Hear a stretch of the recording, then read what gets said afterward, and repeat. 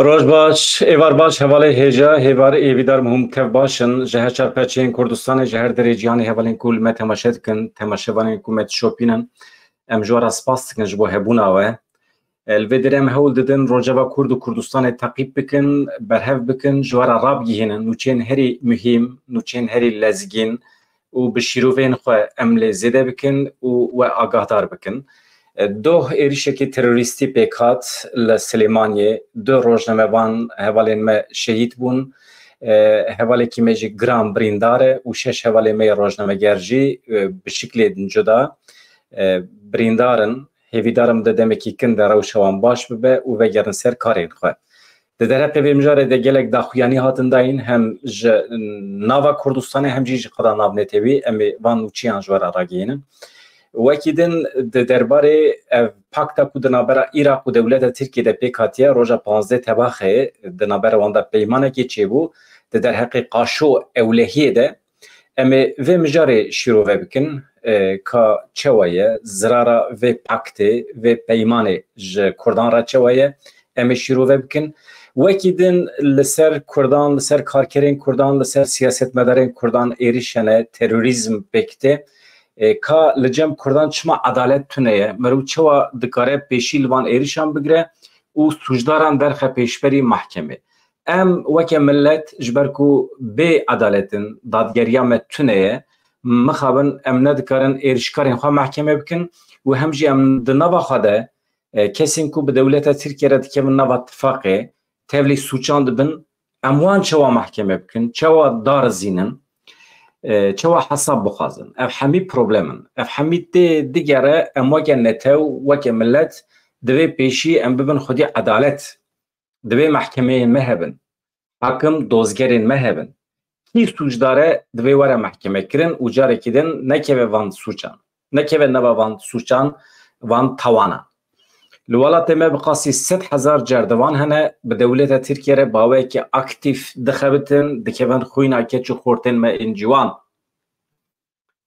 ملتی که به عدالت چه واد کاره بجی از دیده دریج نکم از لبنده مکو حوال کمیسر هف ببناسنک حالی و بپرسم پاشاجی از درباسی بلتنه ببم نوچین کم جوار آمده کرنه از پیشکش بکم جباشور کردستان نوچه هنه وان روزان گرانی ام دادن سر باشور کردستان جبرکو ویدره نها د عارفه شر سیم جهان ده هر کس آمده کاریان دکه ولاتین داگرکرین کردستان ده ترسن ده بیجن ده انجام وی شر سیم جهان ده اگر کردستان کی سر بخو آوا به ام چه تدبیر بگیرن او دنوا آمده کاریان دانه دخبتن به دیپلماسی خو به عسکری خو به اولکاری خو به استخبارات خو تف دنوا خبات دانه به حالت که به نوا اتفاقه که ام کرد چقاس آمدنه گلو ام باوری به هزا خو جوهری تینن به یکتی خاطینن یان ام لبندینه کو کنجونکتور جهان بگواره و که ده انجام شهر ده دنیا جمرات چه بهله 100 سال بره گلی کرد جرباند چینه و جهان جکردان را کردستانک نهیشت 22 ولاتن عربان چه بون 5-6 دولتن ترکان چه بون لبله جکردان را توتشتک نهیشتن کرد بون پرچه کرد من به دولت من به دادگری به عدالت و پیشارو جوان تاریبو جبرویه که امدی منه سر رحمه دولتن داگر کرد که اوی چوا ما محکمه بکن از نمونه بدم لنف شهری باجاره کی ترکیه نجاره یکیه جی بریان هاجی کارکرین دمسالی کارکرین جدا گنجین کردان دمات چند سر انشاءاتان دخبتن یا جی ده زویان ده کار دکن ده باخچین چای ده دخبتن لکارادنیزی دبن هدف ایریشین نجات پرستین ترک لبالی چه دبه دولت جبرکو دولت کی ترکیه ته دشونا ایریشکاران ده مغدوران دبه ده دخبن چاوان وان در دخب پیشبری محکمه جارنان هنجوان مغدوران جی تنه گرتن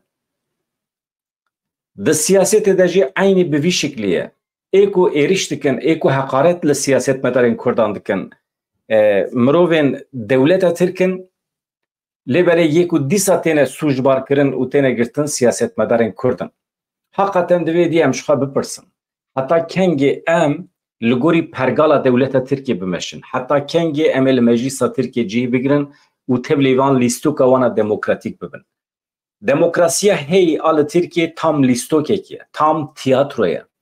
Bi vî şeklî ez naxwazim heqaret li beşê mühim ê sanatê tiyatroyê jî bikim. Ne tiyatroyê jî. Tiyatro rast e. Tiyatro huner e. Ya ku dewleta Tirkiye di qaşo demokrasiyê de dike ne tiyatroyê jî. Tamamen lîstikekî berda ye, sextekarî ye. Em jî bûne perçekê vê sextekariyê û em di nav da digerin ka kengê. Wekî numune mesela anha rojnamegerên Tirk tiştekî nîqaş dikin. Di hilbijartinên par de AKP, MHP sedî sed wenda kirine. Deng hatine jmartin dîtine ku deng AKP, MHP wenda dikin û bi şiklekî tezgah amade kirine û wan weke serkeftî nîşandane. û niha cardin hikûmet kete destê wan. Halbuki tam berova jî bû. Niha kesekî derketiye îdia dike dibêje hemî deng di torbeyan de amade ne, ez zanim li ku derê ne, depokirî ne, dibe kî bixwaze ez dikarim eşkere bikim. Niha ev tiştekî nû ye kengê derdikeve, kengê eşkere dibe em nizanin. Lêbelê muxalefet ji ber ku perçeyekî lîstikê ye û dewlet birêve dibe, muxalefetê jî birêve dibe, AKP jî birêve dibe, em nizanin çiqas ciddî digirin van îddiayan, çiqas dikevin nava lêkolînê em nizanin. Ama qet nebe Dem Partî beşekî giring ê meclisê ye dikare bikeve nava tevgerê van îddiayan sererast bike, bikeve pey şopa van îddiayan.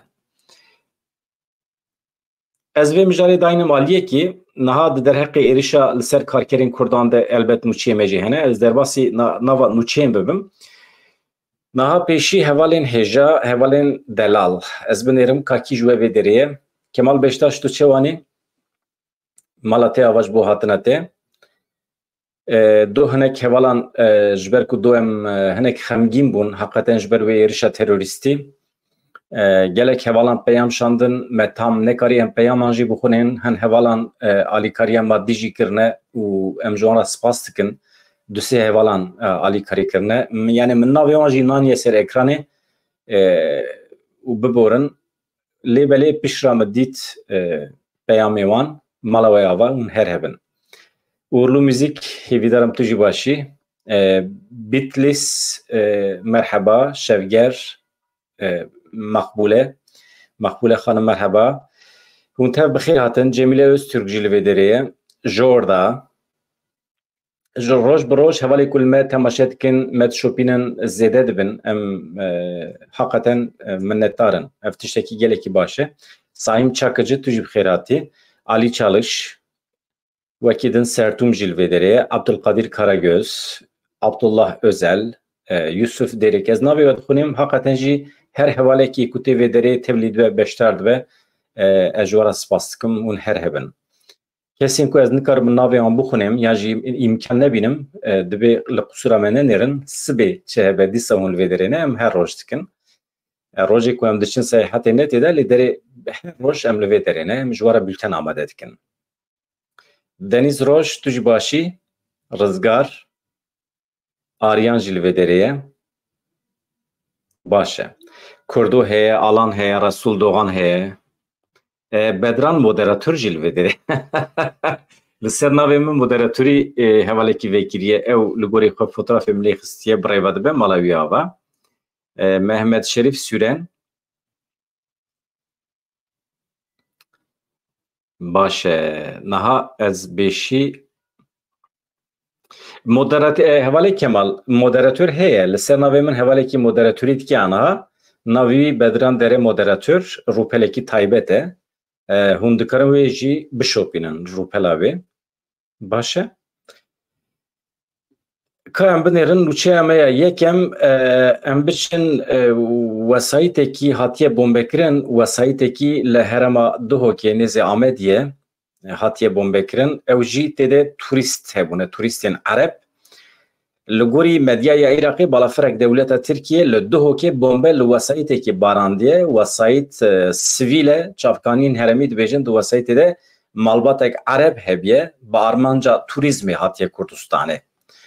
Lêbelê di vê derê de ya giring ew e helwesta hikûmeta Sudanî hikûmeta Iraqê tu helwest nîşan nade ji ber ku ew niha هفکارین دولت ترکیه نشخه پیمانه کو مبسکر پیمانه کو 15 طبقه دنابرا عراق و دولت ترکیه ده هات امضا کردن لگوری وی پیمانه دولت ترکیه هاتیه وخوندن هاتیه دعوت کردن جبو کل عراق بمینه و ناوندکی آماده کرنه ناوندکی بغداد دوی ناوند ده جنرالین ترک جنرالین عراق به هفره کار دکن هم ده مسئله استخباراتی ده و هم جی مثلا چاودریه ده پرورده ده و هم هبودو پرورده کن جالی عسکری و هم جی جالی استخباراتی و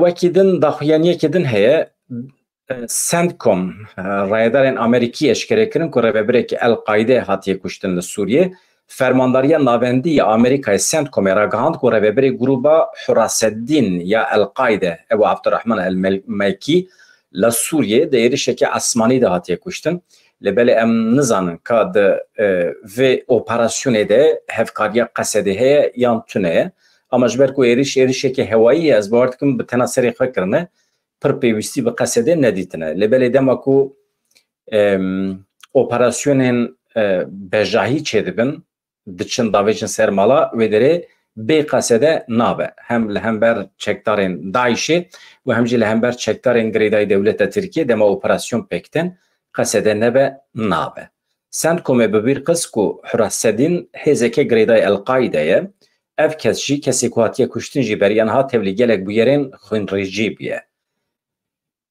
Ev kes dî tekîliya wan çiqas bi hev re heye ev tevger û Daeş em nizanin. Em derbasî Bakurê Kurdistanê bibin hevalno li Bakurê Kurdistanê yekbûnekê çêbû zewaceke siyasî di navbera du tevgeran de tevgera Hakpar û Hereketa Azadiyê bi hev re zewicîn bûn yek. کامبنرن زواجوان لسر چیه؟ رهبرین پارتی حق پاره و رهبرین حرکت آزادی ویس به هاتن جمهف به داخویانیه که چاپمنیه به هف پاری بریارا یک بونه خواه گاندن لگوری و حرکت آزادی هبونه خواه سازی بونه به داوید که یعنی ایدی حرکت آزادی تونه به تمامی تولی حق پاره ده دناوان ده دخبتن همی کادروین و تویره آرمانجا سیاسی حق پاره چیه هنجی زانن لباکور کردستان آواکرنا حرمکه فدراتیفه یعنی باکور کردستان خواه بره ببه و که باشور کردستان لبله ده چارچوه سینورین ترکیه ده به جالی سیاسی و گریدای دولت ترکیه به لبله لحرمی خواه اداره بکه افجی سیستمه که فدراتیفه نمونه این ویه که لأوروپای گلکن حتی نه هاتیه جرباندن و پکتیجی لباشور کردستان جی به وی شکلیه لبله ام کرد قصد کردن و سیستم فدراتیف برای ببین او مسئله نه ام درباسی باجارن ترکیه ببین ام بچه نف شهری لوی داری که کارکرین کردستانی چوا بونه هدف لسر و نوچی اکو شخوا نوچی ه دیمنی کو من آماده کری از بینم شخوا محقق خونج راست هاتنه دیمنی کو هونجی دیبینن لسر اکرانه مثلا هر سی کارکرین ما جبر کو یونیفرماین آمد سپوری لخوا کرنه قاشو هنجد بهانه اوه بون هدف ایرشین نجات پرستی لنف شهری ام نجاره یکمه گلک دوران کارکرین ما دبن هدف ایرشین نجات پرستی به تشویق پولیسان دبه یعنی به چاودریا پولیسان جدبه جانا پولیسین دولت ترکیه دچن داویجن سر انشااتان داویجن سر مالیوان چیه چن نه موزیکا کردی گوداری کرنه و یانجی دماکو پولیس به داری زور جوان ناستمت خوازه تابی خورتی مجی خودی گرورون رومت آوان هیه جانان دش پولیسان جی درد کبن دوی دریده دبن داویجن بن چاوان işkence لواندکن جانا جی بریا کو ببن قرقول işkence لواندکن دوی دریده عدالت کرد لازمه yani her هزا کو حقارت لکردان بکه هر کسی کو حقارت لکردان بکه دوی بشکل کی بکربه درکه و پیشبری محکمه کردان لبل اجبر کو محکمه کردان تونه اجبر کو عدالت نال جمع کردان تونه yani از وقت بس عدالت دیدکم از بر رحمه تا که کسی ناکم از بس پرگاله که عدالت دیدکم دادوری دویشم وقتی که او تونه به دنوا خدا جی مثلا دنوا کردان دجی وقتی پرسکری که نافخایی درد کهون ام دچین گلیه خو لجم کی دکن لجم هزین داگر کرد یعنی ام عدالت ترک ناس دکن ام دچین وی دری محکمه وقتی که نوا مدن کوکی درد که ل عراق دیسا ایجاج بروی که چه دبه بلا ببه دنوا کردان ده پیوستی به عدالتک نتوی هیا پرگاله که نتوی عدالت ام بیجن به وی شکلی مرو به ناسبی که لنافچه ارگوبه یا نف شهری کارکرین کرد کو فرماین آمد سپور لخه کربون بون هدفا ایرشا بچک ایرشا بکر و داران کارکرین جا آمده لارگوبه لتسیسا انرژیا روژه دخبتین ده انجام ایرشی ده کارکره که بچکی جا سری خواه بریندار بو یک بکیره بریندار بو یه دنجی بچوی حسن بریندار بو ده سر ده جی سیزده کارکرین کو ایرش لوان هاته کرن یعنی بشکل که مغدورن جالی هزین دولت ترکیه و هاتن بنچاف کرن بنیرن مسئله اوش خواه نجات پرستیج دولت ترکیه ده ام تم و داره دشیفره دکن تشیر دکن لی انجام چیه مرو چواد کره پیشی لی بگره 12 کارکرین کو مغدور بون پشتی ifade وان او هاتن بردان لی بله یک جوان کارکران ادی بوست کرد او بچکی بریندار بو پشتی ifade اوی القرقل سوق عدلیه ارگو به هاته کرن ادی ام نزانن تگرتن تبردان حقیقتا ام نزانن لکسین eriş pek anine akubeta bom buçe muhakkak serbest verdane ام نزانن جبر کو akubeta وان نایزانه هزین دولت ترکیه belgece o pirozji kirine hemî bi hevra kar dikin dixwazin wisa tirs û teroreke bixin nava dilê Kurdan beriyana hat di vîdeoyekî de me behs kiribû yani tirsa di nava dilê însan de wekî qereqola dijmin e merov wextê vê tirsê bişkîne tirsê ji nava dilê xwe rake merov bi şiklekî ew qereqolên di mêjiyê mirovan de di dilê mirovan de dikare hilweşîne rake ev jî yekbûn yeketî lazim e di nava milletekî de ji bo bikaribin bi hevra serî rakin elbet mirov tek tek serî rake mana wî tune ye mirovan davêjin hepsê ama milyonan însan bi hevra serî rakin navê vê dibe raperîn dibe serhildan dibe îsyan wê demê dewleta Tirk şok dibe nizane kî bavêjî hepsê wextê ku tu yani pergala dewleta Tirkiye ya îdarî li bajarê xwe blokê bikî tu neçî xizmetê ji wan hêvînekî hemî saziyê wan wextê blokê bibin ew jî dibe kaos ew jî bi şiklekî serhildan e îsyan e yani şiklê vê mirov dikare nîqaş bike heban no niha mesela Nevşehîrê ev e em derbasî Kerkûkê bibin li Kerkûkê hûn zanin di encama meseleyên pir berfireh de bi pirsgirêk di dawiya dawiyê de waliyê Kerkûkê ê yenekê hat hilbijartin mazbata xwe jî wergirtibû lê belê niha problem çi ye problem qismekî ereban Türkmen û pedeke walîtiya kek taha qebûl nakin binêrin ez ji wara nûçê bixwînim niha mesela rêbwar taha heqeten bi tena serê xwe hatiye hiştin li Kerkûkê civînên ku çê dike kes tevlî nabe biryarên ku dide kes pêk nayîne yani wê derê bê fonksiyon dihêlin yani lîstikê xirab dikin halbikî mazbata xwe girtiye bawekî fermî biye walî heqî wê jî dengî wî jî yekem bû gelekî deng wergirt Meclisa Parêzgeha Kerkûkê li ser daxwaza Serokê Meclîsê îro li hev ceviya eniya Türkmenan hevpeymaniya ereban bi hinceta ku ne yasayê red kirin ku tevlî vê civînê bibin endama Encûmena Parêzgeha Kerkûkê ya fraksiyona yenekê Perwîn Fatih li ser mijarê got ji hemû endamê meclîsê re dawetname hatine şandin heta niha tu aliyekî bawekî fermî bersiv nedaye vê dawetname endama Türkmen ya Meclîsa Kerkûkê Şewsen Şakir got me di nava xwe de nîqaş kiriye me di dawiya dawiyê de biryar daye ku em tevlî vê civînê nebin tu car em tevlî nabin ji ber ku em rewabûna walî qebûl nakin pedeke çi dibêje helbesta pedekê çi ye di derbarê vê mijarê de dibêje heta niha me biryarekê fermî negirtiye ne diyare ka em ê tevlî bibin tevlî nebin yani ez bawer dikim ew jî bi Türkmenan ra tevdigerin girêdayî dewleta Tirkiye ne çünkü dewleta Tirkiye çawa bixwaze ew ê wisa biryar birdin yani hûn bawer dikin pedeke li Kerkûkê bi tena serê xwe tevgere Na, herkes zane. Ya PDK jî vê yekê dizanin.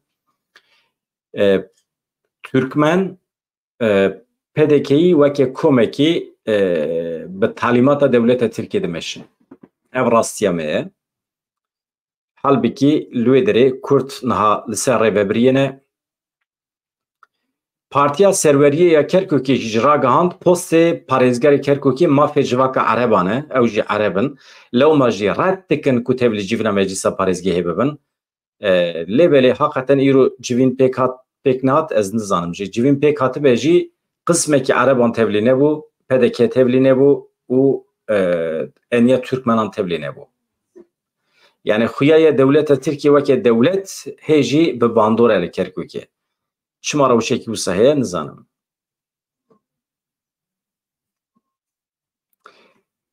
Ez vê dîmenê rakim, dîmen jî mirovan değişîne dî besê. Niha hevando. Em derbasî wê mijara terorîzmê bidin. Terorîzma dewleta Tirk ya li Silêmaniyê ku di encamê de du hevalên wê rojnameger şehîd bûn. 6 hevalên wê rojnameger hê jî birîndar in. Em hinek behsa vê bûyerê bikin ka ji ku derê kîjan helwest hate nîşandan, reaksiyon hate nîşandan, saziyên navnetîwî hene. Ev reaksiyon, ev nerazîbûn yan jî şermezarî kîjan encaman dikare bixwe bîne. Gelo saziyekî navnetewî weke saziya rojnamegerên sînornenas eger red bike, eger şermezar bike, eger giriyê dewleta Tirkiye bike wê çi encam derkeve? Ev girîng e. Yani ez divê qenaatê de me ku encam dikare derkeve. Eger saziyên navnetewî ê parastina rojnamegeran eger giriyê dewleta Tirkiye bikin di qada navnetewî de rêveberên dewleta Tirkiye dikarin werin mehkeme kirin. Divê merov li ser vê yekê bisekine. Yani ez dibînim ku saziyên me ê Kurd mesela saziyên rojnamegerên jin, saziyên rojnamegerên mêr cuda cuda tev digerin. Cuda li hev dicivin. Ev tiştekî ne baş e. Mesele ne meseleya qetilkirina du rojnamevanên jin e. Mesele tenê ji ber Kurdbûna wan e. Yani dewleta Tirkiye ne tenê li dijî jinan e, li dijî Kurdbûnê ye. Li dünyayê pir jin hene, saziyên jinan hene. Dewleta Tirkiye êrişî her kesî nake. Êrişî tenê Kurdan dike. Mesele ji ber vê yekê divê saziyên Kurdan li hev bicivin. Mêr, jin, firq nake. û kîjan pîşe dibe bila bibe firq nake. Kîjan meslekî dibe firq nake. Wextê ku yekbûn tune be, dewleta Tirkiye wê tim êriş bike. Di derheqê vê mijarê de nûçeyên ku me amade kirine ez ji we re pêşkêş bikim.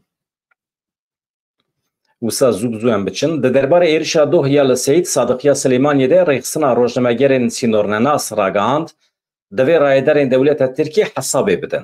Doh dewleta Tirkiye dagirker li ser sînorê Seyîd Sadiqê Silêmaniyê bi balafirekê wesayîta rojnamevanên Kurd bombê kiribû. Di encama êrişa Hovanê de du rojnameger Gulistan Tara Hêro Bahattin şehîd bûn. 6 rojnameger jî birîndar bûn. Di vê navberê de bînin bîra we û merasima cenaze ya Hêro Bahattin pêk hat. Gelekî dîmenên bêş bûn. Em sersaxiyê ji malbata wê re dixwazin, ji milletê Kurd re dixwazin.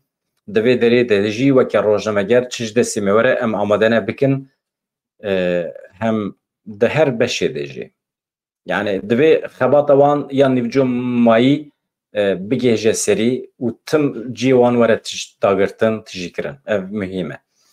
Ji ber vê yekê ez alîgirim ku Akademiya Rojnamegerên Kurd çêbibe. Di demên pêş me de yek ji pîşeyên herî girîng, yek ji beşên tekuşînê ê herî girîng muheqqiq ragihandine rojnamegerî ye. Ji ber vê yekê ji niha ve divê em weke milletê Kurd akademiyê xwe saz bikin, rojnamegerê xwe perwerde bikin, bigînin û li her derê tijî rojnamegerên Kurd bin. Agahiyan berhev bikin, xeberan berhev bikin, bînin ji we re ragihînin, analîzan bikin, kîjan dewlet dixwaze çi bike, di kîjan şerê de kîjan encam derdikeve, analîz, sentez, hemî çêkin û ragihînin, şewrekî çêkin di nava xwe de. Ev mühîm e. Ev şewra netewî a rojnamegeriyê eger pêk neyê, em bê pardimînin ji agahiyan, em bê pardimînin ji cîhanê. ev hemî bi destê rojnamegeran tê çêkirin. Weke millet, weke temaşevan divê hûn jî rojnamegerê xwe bi tenê nehêlin. Tim piştgirî bidin wan.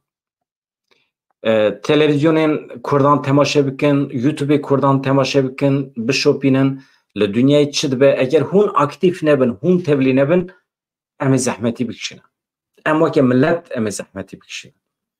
Bûyerên ku li dünyayê diqewmin, êrişên ku têk tên, mirov çawa karibe analîz bike, mirov çawa karibe jê encamekî derbixe, encamekî rast. Di pişt perdeyê de çi dibe, çi diqewme, divê mirov hemî bikaribe analîz bike. Ji ber vê yekê pêwîstî bi we heye. Ji ber vê yekê pêwîstî bi akademiyên rojnamegeriyê heye. Bi saziyên şewrê heye. Saziyên stratejîk ku bikaribin bi hev re li hev bişêwirin, encaman derbixin û ne encamên texmînî. Encamên rast ku dikare were serê me û em bikaribin van rastiyan bi we re eşkere bikin, ji we re eşkere bikin. Hevalên hêja, dostên azîz, ez vê meseleya rêzekî şermezarî heye, daxuyanî hene, ez wana zû bi zû ji we re bixwînim.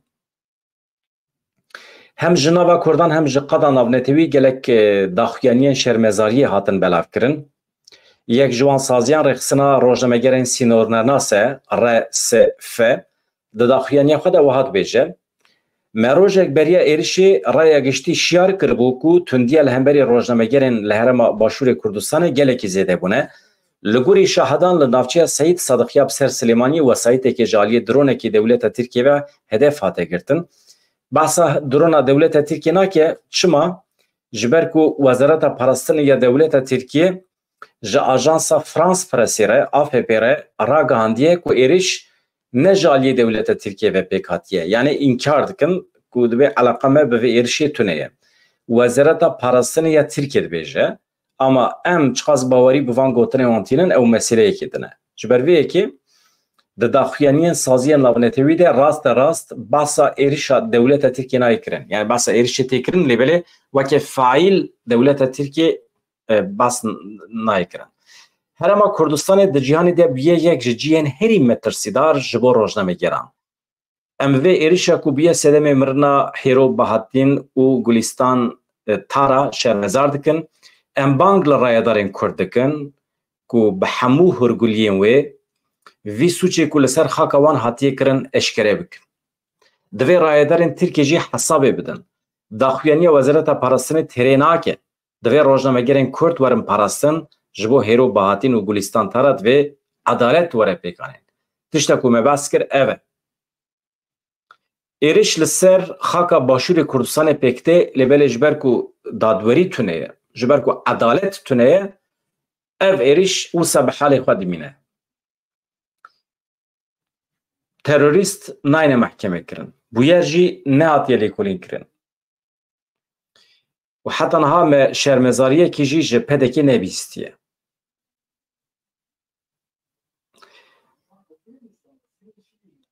Yeneke şermezar kir li gorî xwe û gelek saziyên din jî, partiyên din jî şermezar kirin, lê belê ji pedekî me heta niha tiştekî nebîstiye.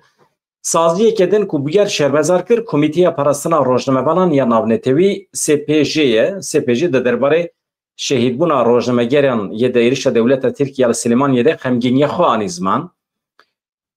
Çi got me girêdayê mijarê ji rayedarên dewleta Tirkiye re nameyek bi rêya e-mailê şandiye, lê belê bersiva me hê nehatiye dayîn. Daxuyaniya Komîteya Parastina Rojnamevanan ya Navnetewî wiha ye. Em ji ber êrişa bi dronê ya ku di encamê de du rojnamevan hatin qetil kirin û rojnamevanekî jî giranî birîndar biye bi xemgîn. Pêwîst e rayedarên dewleta Tirkiye hemen demil dest li ser vê êrişê lêpirsîn bidin destpêkirin, daxuyanî bidin.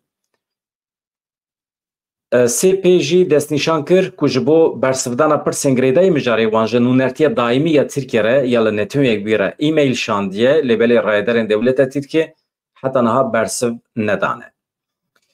Daxuyaniyekî din jî ji Meclîsa Jinan ya Dem Partiyê ye, ew ji li ser kuştina du rojnamegerên jin ên li Silêmaniyê daxuyaniyek nivîskî belav kirin. Dibêjin hedefkirtina rojnamegeran êrişekî bi zanebûn e, êrişekî rêxistinkiye bi plan hatiye kirin. Li Başûrê Kurdistanê jî Hizbî Zehmetkeşanê Kurdistan êrişa li ser rojnamegeran ya li Silêmaniyê bi tundî şermezar kir û got li gorî yasayên navdewletî hedefkirtina rojnamegeran û hedefkirtina xelkê sivîl sûç e. Sûçekî şer e dibêje. Rêxistina peyamneran ya Hewlêrê jî diyar kir ku qetilkirina rojnamegeran ya li navxweyî Herêma Başûrê Kurdistanê û derveyî Herêma Kurdistanê berdewam e. Bang li rêxistinên navdewletî kir zextan li welatên cîranê Iraqê bikin ku qesta İran û dewleta Tirkiye dike dawî li êrişên li ser sivîlan bînin.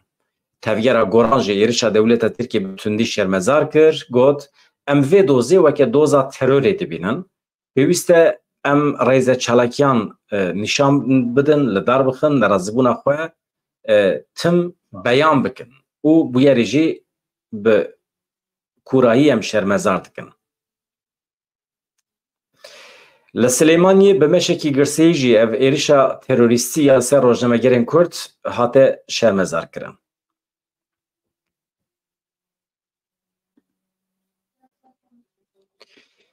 Wekî din hevando Mihemed Hecî Mehmûd li hevkirina Iraq û Tirkiye ya li ser dijberiya Kurdan ew li hevkirina ku 15 tebaxê hate îmzekirin di navbera dewleta Tirk û Iraqê de dinirxîne ka binêrin çiwa dinirxîne. Niha di derbarê vê mijarê de hevando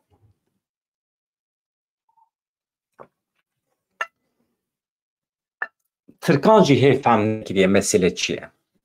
Ji ber ku yek ji xalên vê peymanê serbestiya vîze ye. Yani hemalatiyên Iraqê yên ji 15 salî biçûktir û 5 salî mezintir dikarin werin bikevin Tirkiye.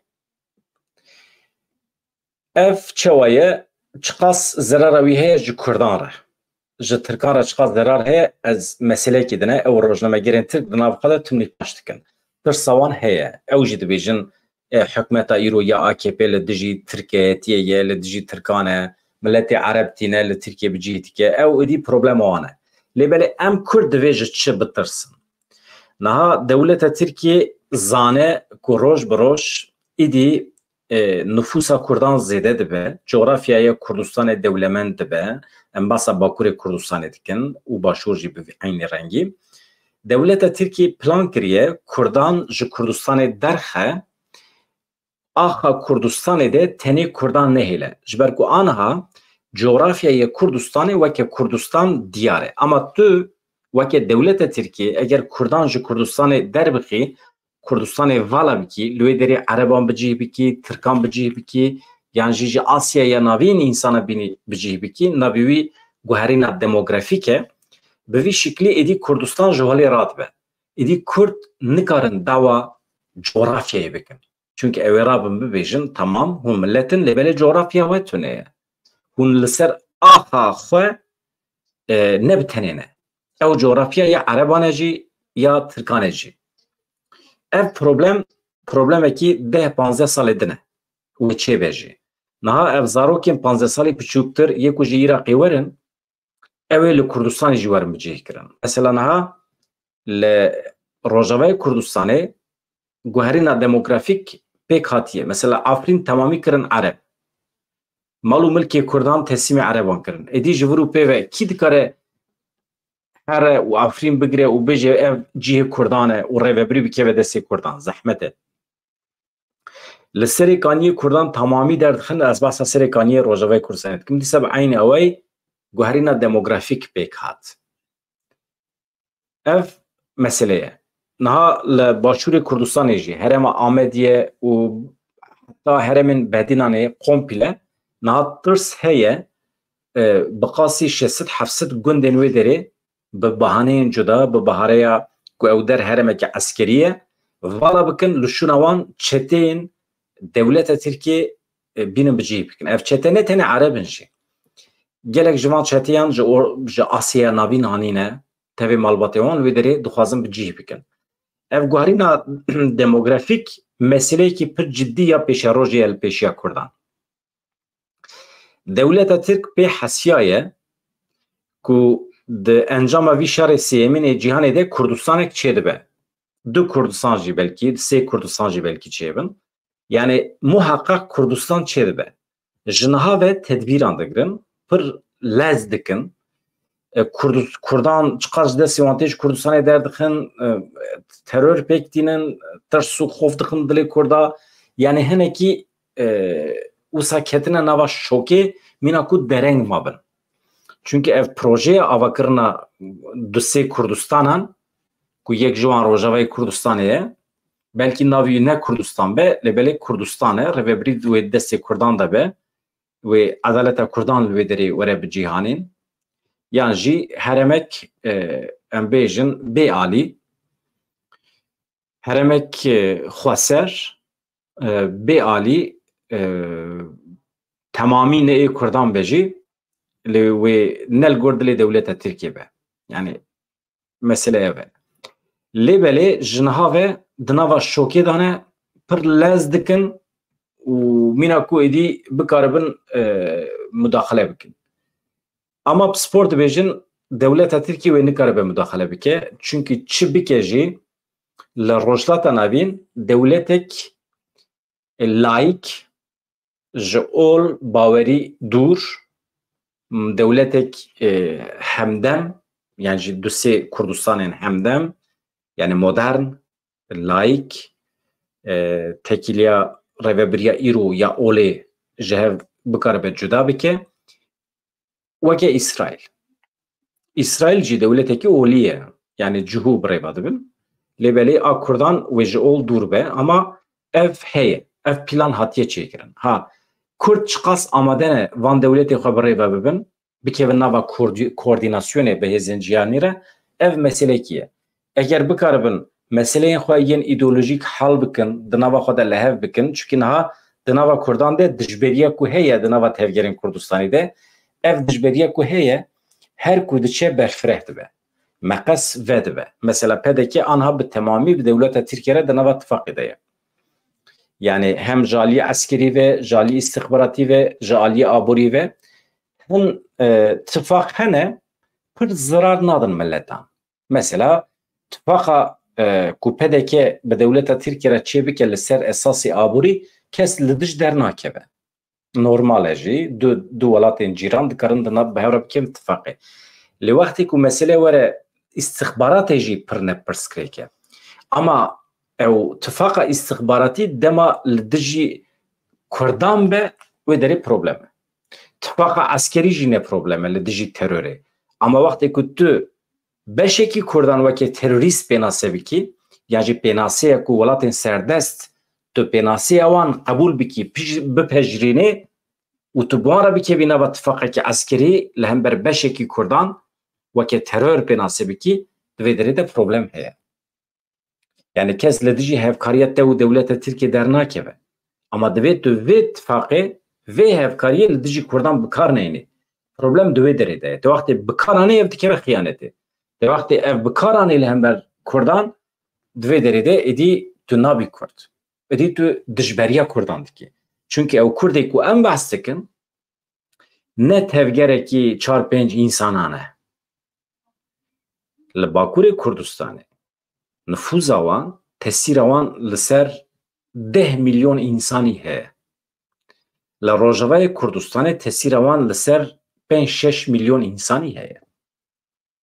Belkî hûn li Başûrê Kurdistanê hûn hukm li milyonek însanî dikin. Belkî milyonek însan dengê xwe dide. Lêbelê ew tevgera ku hûn li dijî wî diketine nava tifaqê, bandor li temamê Kurdistanê bi qasî 15 milyon însanî dike. Dibe hûn vê rastiyê bizanibin. û wisa tevgerin. Yani hûn dimînin pir piçûk. Hûn piçûk dimînin. Yani îro dibe ku aborî di destê we de be, dibe ku hêzên serdest we bi kar bînin, qîmetê bidin we, ama ev rewabûna we nîşan nade. Yani li ser van mijaran merûv dikare bêtir bifikire. Yani vana rastiyên me ne. Vê derê de yani hûn heqeten ji min propaganda dibihîsin. Ez propaganda dikim. Ez vê derê de dijberiya pedekê dikim. Na. Ez were basa rastiyê dikim. Mesela em dibêjin bila tifaqê pêş bixe, ne problem e. Ama تو اتفاقی لهمبر برای خود چه بکی پروبلمه ایجا او تفکر که هون دشارد کن و هم بخوا ببینن یعنی ورا ویدره ده از وقت پروپاگاندا کن بی از پروپاگاندا نکم حقیقتا از علی ناگرم یعنی از objektif تخوازم المسئله هم بنیرم ها هون ده عجیبینن نه عجیبینن هون سیاست اوی تفکر ده عجیبینن نه عجیبینن و پروبلم اوه یعنی اجی فکری خواه نابیشم ویدره ده مثلا او تفکر که بیشم تسیر ل 15 میلیون انسانی دیگه السياسات اوان دا عجيبين من عجيبين از في دري جوارا بيان دكم نا اما از راستي جوارا دبيجم جوارا مسئله راد خم سر ماسه ايجا هوانو سكرتاري حزبي سوسيال ديموكرات كردستان محمد حاجي محمود دياركر همو خالين لهف كرنا نابرا عراق و تركيا لدجي كردانه محمد حاجي محمود دجيبني كي تشابميدي لسر شهر كردستان يقفي ديار كرك وحمو خالين لهفكرنا نابرا عراق و تركيا لسر دجبريا كردان هاتي آوكرن خلقي كردستان وصالي هاتيه كويدي بي خودي به كس لحالي كردان ادي نابرسه يعني في دريده كاك محمد حاجي محمود جي بالي دكشين سر نبونا عدالة كردان از دوي قناعتي دامه ایجا یک جوان خالین پیمان مجبور باز کرد بو سربستیا ویزه دنابرا ترکیه و عراق ده کسین 15 سالی پچوکتر و کسین 5 سالی مزنتر دکارن ورن ترکیه بی پروبلم یعنی مرووکی یعنی 10 مروون 5 سالی مزنتر دکارن 100 زاروکان بگرن یعنی 1000 زاروکان بگرن بینن ترکیه ببیجن خوازم بگرن توریزمی ورن اجار ده ونگرن کیت کاره چی بکه تو کس نکاره مداخله بکه چونکه حقی وان هیا اوجی جسری مهی شون ود که به مریته ایدیم بنرن کاوی چوابه هوان نو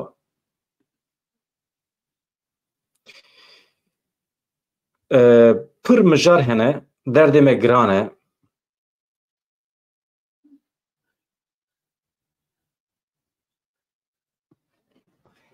Aydin tümen tüşüt bejim tam fam nekir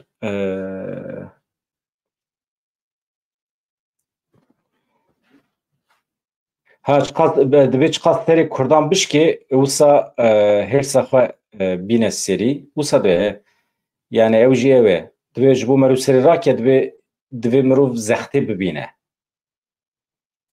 ez bartkum dve mane de heval tişteki dveje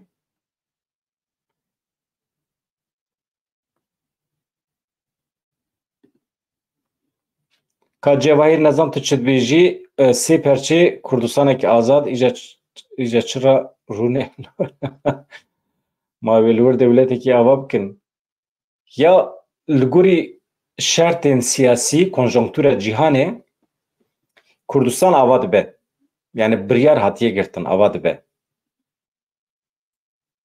edi hund bejin welatên Avrupa Amerika çıdbe bla be yani baqasi ku em dibinin nahadına ve hewldanan dane ha ve derede hezên serdest elbet vala nasekinin ev hevkariya devleta Tirkiye be Iraqê re li ser vê esasiye şin hava ketine ittifaqê niha hewl didin Esad jî bikişîn nava xwe ew bibin hersî û zorê bidin ser van hêzên ku cîhanê birêve dibin ji bo Kurdistanek ava nekin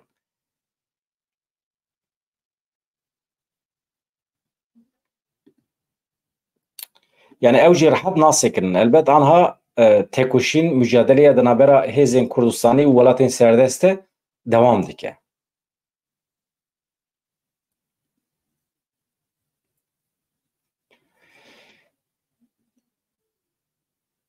Rewşekî awerte tune bi hevanno ez xatir ji we bixwazim.